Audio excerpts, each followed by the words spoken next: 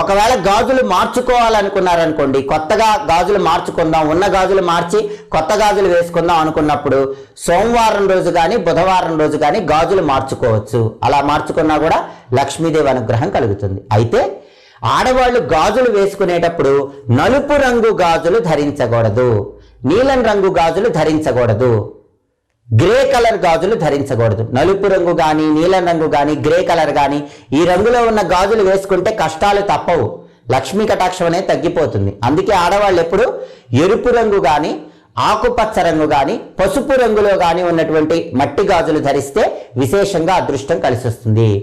పసుపు రంగులో ఉన్న మట్టి గాజులు ధరించినట్లయితే గురువు బలం విశేషంగా పెరుగుతుంది, స్థిరమైన నిర్ణయాలు తీసుకుంటారు, అదృష్టం అనేది బాగా కలిసి వస్తుంది.